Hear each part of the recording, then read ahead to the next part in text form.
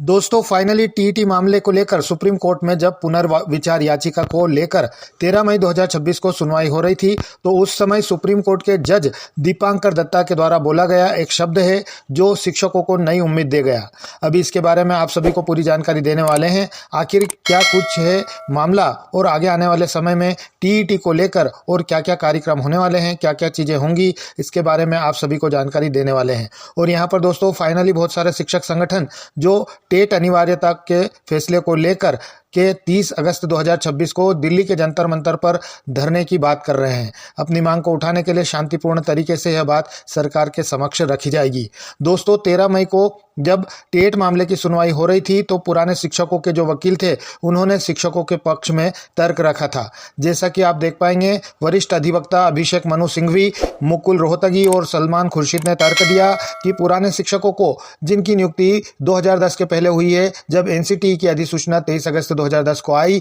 उसके बाद वाले शिक्षकों पर टीईटी लागू कर दें और जो उसके पहले जिनकी नियुक्ति हुई है उन पर टीईटी ये कानून लागू न किया जाए। और जब ये बात जो है दत्ता जी के सामने रखी जाती है तो दत्ता जी का जवाब ये आता है। यहाँ पर दोस्तों देखेंगे दत्ता जी कहते हैं कि कोर्ट में आरटीई एक्ट यानी शिक्षा का अधिकार अधिनियम के तहत 2017 के संशोधन यानी अमेंडमेंट का हवाला दिया गया है। यानी दत्ता जी इस बात पर अड़े हुए हैं कि 2017 में जो भारत सरकार ने संशोधन किया था और उसमें जो लिखा था कि सभी शिक्षकों को 1 अप्रैल 2019 के पहले न्यूनतम योग्यता पास करना पड़ेगा, न्यूनतम योग्यता धारण करना पड़ेगा, तो उसी के आधार पर हम यह फैसला दे रहे हैं। और शिक्षकों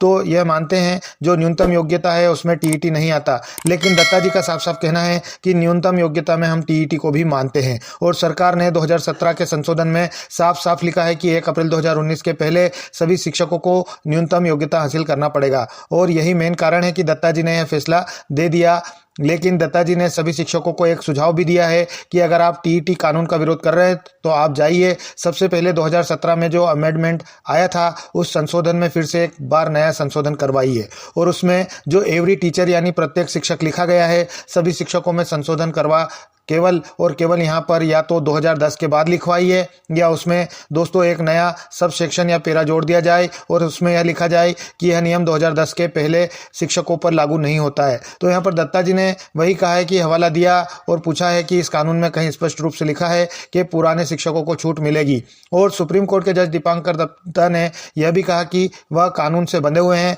यानी जो संशोधन किया गया है उससे वह बंधे हुए हैं और यदि कोई बदलाव होता है तो वह संसद के माध्यम से ही संभव है, जिसकी हम सभी शिक्षक जो लगातार सरकार से मांग कर रहे हैं। और हमारे बहुत सारे शिक्षक साथी तो ऐसा भी सोचते हैं कि मानसून सत्र जो चला गया है तो ऐसे में सरकार अब संशोधन नहीं कर सकती। तो दोस्तों ये जो सोचना है वह गलत है, क्योंकि सरकार के पास ये संवैधानिक अधिकार होता है। सरकार कभी भी संसद को बुला सकती है, सत्र बुला सकती है और उसमें 1-2 परिवर्तन कानून वगैरह पास कर सकती है। अगर सरकार पर दबाव बने तो सरकार कभी भी चाहे तो संशोधन कर सकती है, सत्र को बुलाकर सदन खोल सकती है। यह है और आप लोग इसको गूगल पर भी सर्च कर सकते हैं तो गूगल भी यही जानकारी आपको बताएगा। तो यहाँ पर मैंने आपको सभी को इसके बारे में जानकारी बता दी है। बाकी बहुत सारे लोग तो हमारे पास यह भी पोस्ट कर रहे हैं कि वर्तमान नियम भी गजब है, 7वीं पास 9वीं पास अनपढ़ विधायक और मंत्री बनकर राज्य चला सकता है, लेकिन ग्रेजुएट हो गया, पोस्ट ग्रेजुएट, डीएलएड, बीएड और बीटीआई जैसे शैक्षणिक योग्यता रखने वाला शिक्षक प्राथमिक शालाओं के लिए भी अयोग्य माना जा सकता है और